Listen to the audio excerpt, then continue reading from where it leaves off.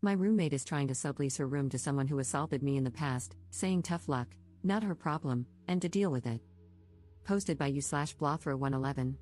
When I, 22F, was a freshman in college, a guy named Pete, fake name 21M, began harassing me to date him.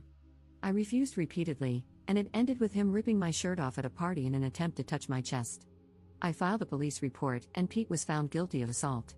I have a 1,000-foot restraining order against him. Fast forward to this week, my roommate Shelly, 21F, needs a subletter to take over while she studies abroad for the summer. She only found out she was leaving 2 weeks ago and has been looking for someone to take her place since then.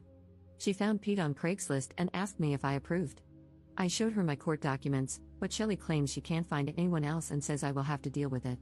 We got into a heated argument, and she left the apartment. This morning, Shelly texted me that Pete would be moving his stuff into the apartment today. I called the police, but since Pete hasn't shown up yet, they said they can't do anything. Shelly also says she will stay for the remainder of the week. The lease states that she can move in whoever she wants without my permission, and the same goes for me, but the restraining order complicates things.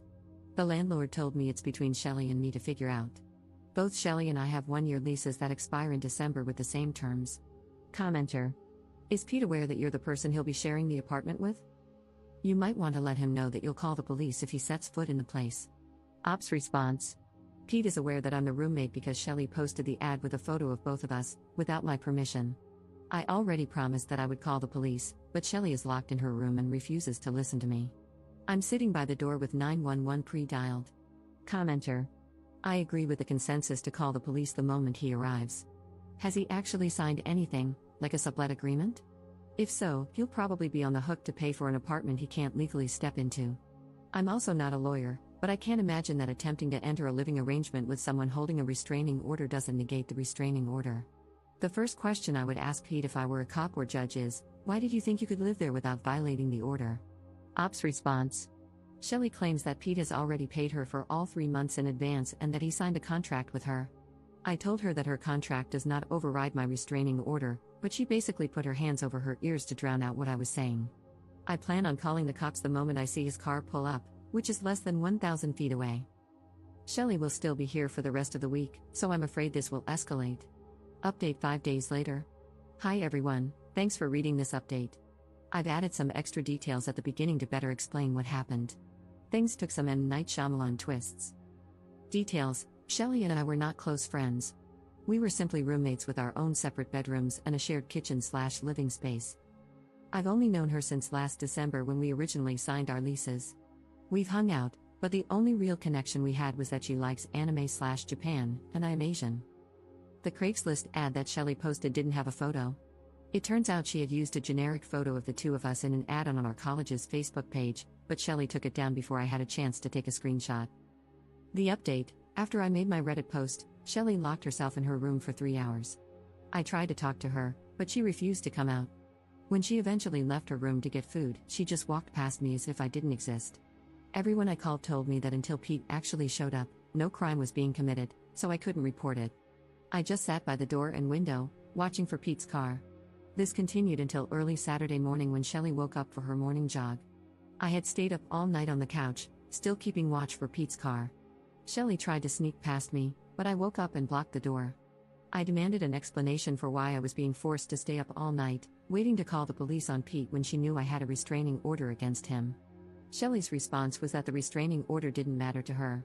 She claimed she had dealt with unreasonable people like me before and had never listened to a restraining order, so why should she start now? The more I listened, the sicker I felt. Shelly basically admitted to me that she is a beach. I told Shelly she was a real piece of work and that I would continue keeping watch for Pete while considering legal action. She replied that she was done looking for subletters and that it was my problem. I told her to go for her jog, and she left, only to return a bit later and lock herself in her room again. Around noon, I accidentally fell asleep because I had been awake for more than 36 hours. When I woke up, I saw Pete helping Shelly move her belongings into her car. While I didn't see him inside the apartment, he was helping her in the parking lot. I immediately locked them both out and called the police. When Pete and Shelly came back to the door and realized it was locked, Pete noticed me watching from the window. He blew up at Shelly, demanding to know why I was in the apartment and why she hadn't told him I was her roommate. He demanded his money back, and I could hear them yelling at each other through the door. When the cops arrived, they handcuffed both Pete and Shelly. I explained the situation, and Pete claimed he had text messages and emails to back up his side. The officers checked his phone and found messages from Shelley indicating that her roommate wouldn't care about XYZ because he's a chill guy. Pete had even posted his own ad looking for a male roommate. That's right, Shelley is a liar too. The police released Pete because he had proof he didn't know it was me. I was fine with this, as I saw the messages myself. Shelley, however, was charged with disorderly conduct, and her mom came to get her. On Sunday evening, Shelley and her mom returned to the apartment to finish packing for her study abroad program. Shelley made snide comments about me definitely going roommate hunting to find her a subletter, as I had said I would. I ignored her. This morning, Shelley left for her flight. The good thing about separate leases? I'm only responsible for my rent, not hers.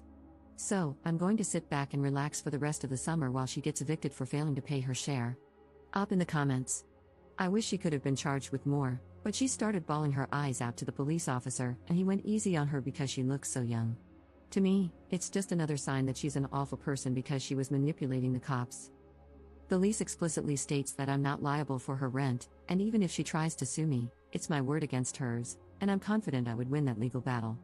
Pete is staying as far away from it as he can, and he apologized to me and is trying to get his deposit back from her.